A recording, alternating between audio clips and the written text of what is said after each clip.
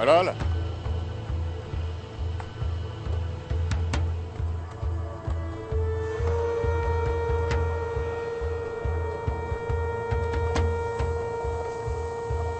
Küllerimden doğup geldim Ertuğrul. Seni ve soyunu kurutmak için. Yüreğini kavurmak için. Cehennemime hoş geldin. Sen ölmek için dönmüşsün Noyan. Abi yardım et bana! Ulu Bilge. Saldırın!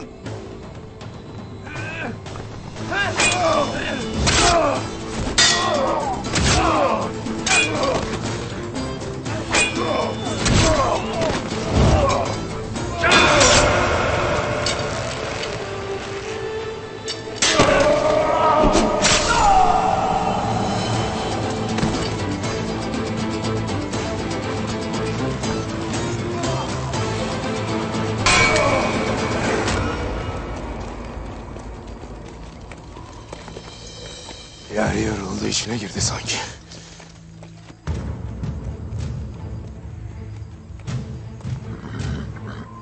Ah beyim ah, nerelere gittin?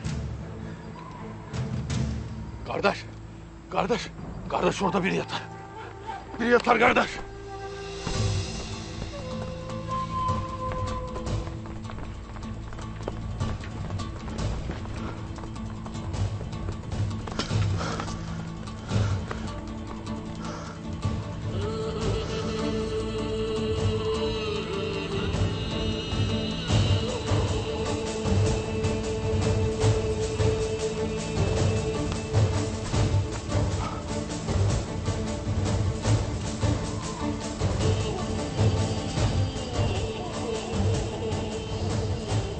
Moğdoko.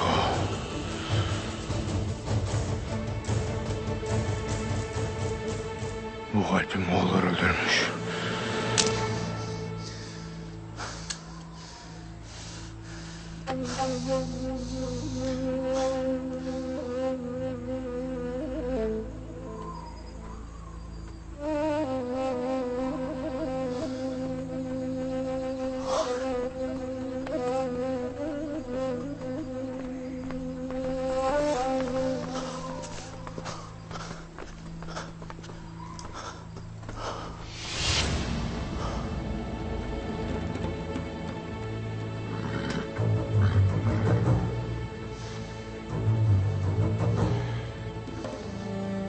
Nal izleri.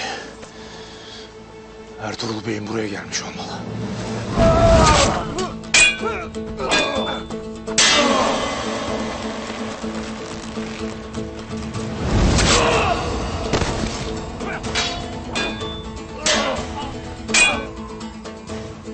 Bu tarafa gitmiş. Tezatlara.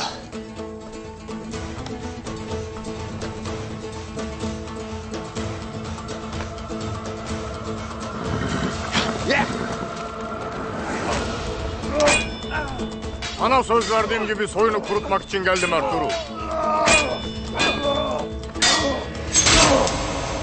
Gel bakalım keçi çobanı.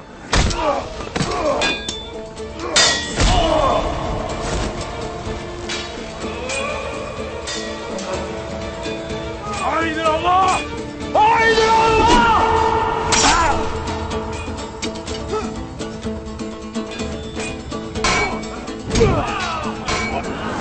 Hasbinallah!